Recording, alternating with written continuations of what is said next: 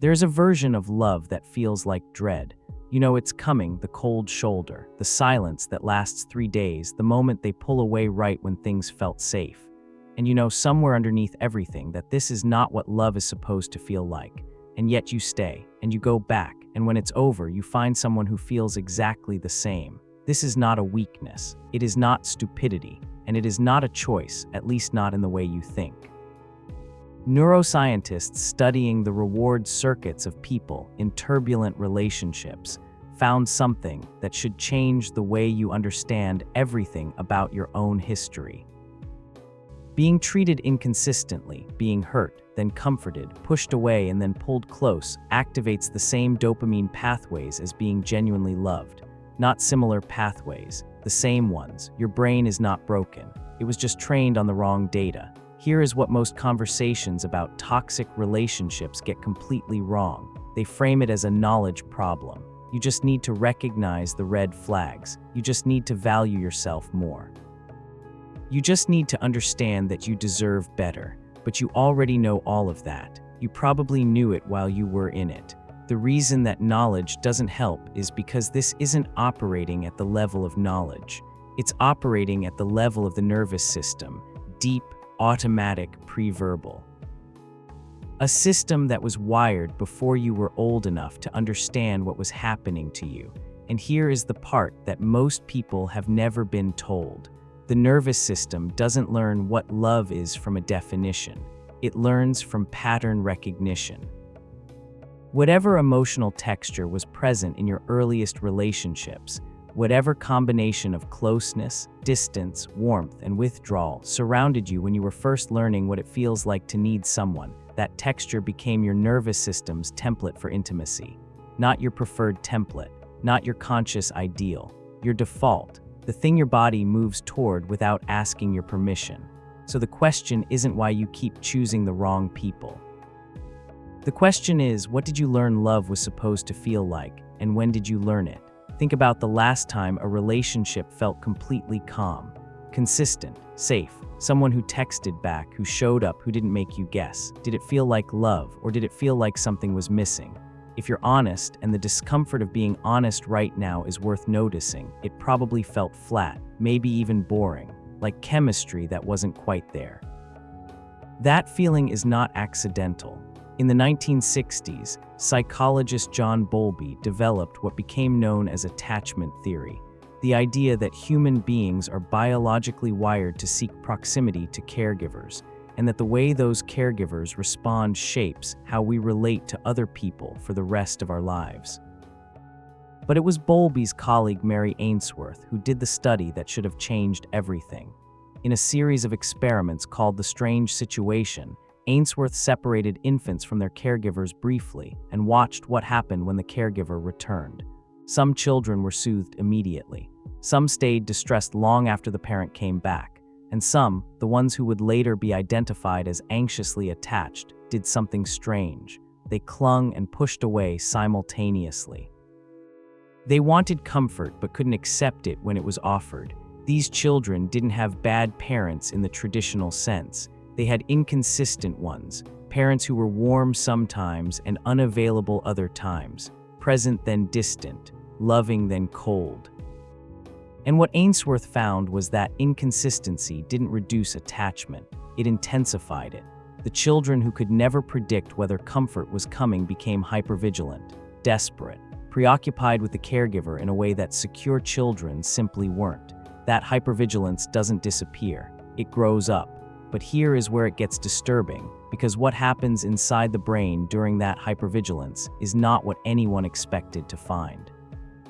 Most people assume that what makes a relationship feel intense is the love itself, the connection, the chemistry. That's not what the neuroscience says. What makes a relationship feel consuming, the kind you can't eat or sleep or think around, is uncertainty about whether the love is coming. In 2005, neuroscientist Helen Fisher used fMRI imaging to scan the brains of people who described themselves as intensely in love. What lit up was not the regions associated with calm attachment. It was the caudate nucleus, a core part of the brain's reward system, the same region that activates during drug use. during gambling, during any experience where the brain is anticipating a reward it cannot reliably predict. Love, Fisher found, is structurally closer to addiction than it is to contentment, and here is the piece that most people miss. Dopamine, the neurotransmitter driving all of this, is not released when you receive a reward. It spikes in anticipation of a reward that might not arrive. Certainty doesn't trigger dopamine, uncertainty does. This means that a partner who is consistently kind, consistently available, consistently present, your nervous system reads that as low stimulation. Not because it isn't good, but because it isn't activating. A partner who is warm and then cold, close and then absent, loving and then cruel, your nervous system reads that as high stimulation. The dopamine is almost constant because the uncertainty is almost constant. You are not choosing pain. You are chasing the neurochemical state that your brain has learned to associate with the possibility of love. And here is the part that changes everything, because there is a specific mechanism that locks this in and makes it nearly impossible to walk away from, even when you desperately want to. In the 1950s, behavioral psychologist Skinner ran a series of experiments with pigeons and levers. He wanted to understand which reward schedule, consistent rewards, or unpredictable ones would produce the most persistent behavior. The answer was not close. When the reward came every time, behavior was steady but easy to extinguish. Stop the reward and the behavior stops. But when the reward came randomly, sometimes on the third press, sometimes the 30th, the behavior became almost impossible to stop. The pigeons pressed the lever obsessively, long after the reward had been removed entirely, long after any rational calculation would suggest they should quit. This is intermittent reinforcement, and it is the single most powerful conditioning mechanism in human psychology. Now apply it to a relationship. They are warm and attentive, then cold and dismissive. They make you feel chosen, then they make you feel invisible. They come back with an apology that feels like sunlight, and then they disappear again. You are not pressing a lever in a laboratory, but your brain cannot tell the difference. What makes this even harder to escape is what psychologists call the partial reinforcement extinction effect, the finding that behaviors reinforced unpredictably are the most resistant to being unlearned. The more inconsistently you were rewarded, the longer you will keep trying after the reward stops entirely.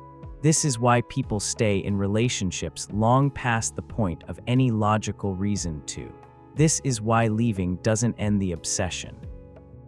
The very pattern that was destroying you was also making you neurologically incapable of walking away cleanly. And this is why the most common piece of advice people receive about these relationships is not just unhelpful. It is a demonstration that the person giving it has no understanding of what they're talking about. You've heard it. Maybe you've said it to yourself at 2 a.m. in a car park after another conversation that ended the wrong way. Just leave. You know what they're like. You've seen this before. Just walk away and don't look back. Here is what that advice assumes. It assumes that your attachment to this person is primarily cognitive, that it lives in the part of your brain that reasons, weighs options, and makes decisions based on self-interest. But your attachment is subcortical. It lives in structures below the level of conscious thought, the amygdala, which processes threat and survival, the nucleus accumbens, which is the brain's reward center, the hypothalamic pituitary axis, which governs stress hormones. These systems do not respond to logical arguments. Think about what actually happens when you try to leave, not what you plan. What actually happens, you leave. And within hours or days, your nervous system begins to register something that feels physiologically identical to withdrawal. Anxiety spikes, concentration collapses, sleep becomes impossible, and a thought begins, low at first and then louder. Maybe this time it will be different. Maybe you overreacted. Maybe if you just explained it better. That is not weakness. That is your nervous system executing a withdrawal response that it genuinely cannot distinguish from a survival threat. Research by psychologist Lisa Diamond on what she calls emotional dysregulation in attachment disruption shows that ending an anxious attachment bond, even one the person consciously knows is harmful, produces measurable physiological stress responses.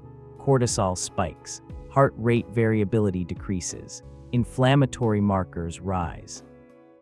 Your body treats this loss as a threat to survival, because somewhere deep in the wiring laid down when you were very small, it learned that the withdrawal of attachment was exactly that.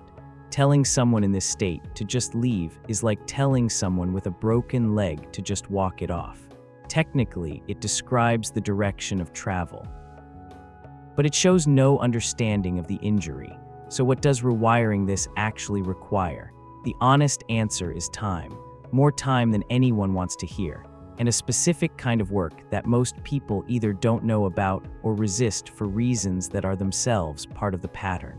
The mechanism that has the most research support is something called earned security. The idea, developed extensively by clinical psychologist Mary Main, is that attachment patterns are not permanent, but changing them requires more than insight. It requires repeated experience of a different kind of relationship, not a romantic one necessarily, a therapeutic relationship, a friendship, a consistent, safe, boundaried connection that delivers the experience of being reliably responded to. The brain at any age retains some degree of neuroplasticity in the systems governing attachment, but it does not update based on understanding alone. It updates based on sustained experience. You cannot think your way out of a nervous system pattern. You have to live your way out of it slowly, in a context that feels safe enough for the pattern to begin to relax. This is why therapy, specifically attachment-focused therapy, is not optional for people with severe early wounding. Not because something is wrong with them, but because the nervous system needs a real relationship to update itself, and it is very difficult to build that real relationship while you are simultaneously in the grip of the pattern you're trying to chain. And here is the thing that might be the hardest to sit with. The people you kept choosing, the ones who were unavailable, inconsistent, or cruel, were not random mistakes. They were to your nervous system the correct choice. They felt like home, not because home was a safe place, but because home was a familiar one. The work is not to stop choosing what feels like home. The work is to slowly, painstakingly build a new understanding of what home is allowed to feel like. That takes years. It takes support. And it requires accepting that the version of love your nervous system currently recognizes as real is not a guide to be trusted, at least not yet. You are not broken. You are running a very old program on hardware that is capable of something entirely different. But capability and readiness are not the same thing, and no one can shortcut the distance between them for you. Here is the question I want to leave you with. Think about the age you were when you first felt that specific kind of longing, waiting for someone to come back, not knowing if they would, feeling like their return was the only thing that mattered. How old were you? And who was the first person who made you feel that way? Because the answer to those two questions tells you more about every relationship you've chosen as an adult than anything you've ever consciously decided. Leave that answer in the comments if you're willing. Not for me. For the person who's going to read it at 3 a.m. and realize they're not alone in this. Whether that rewiring is even possible for everyone, or whether some patterns are simply too deep, too early, too total, that's the question I don't think psychology has honestly answered yet. And I think you already have your own suspicion about what the answer is.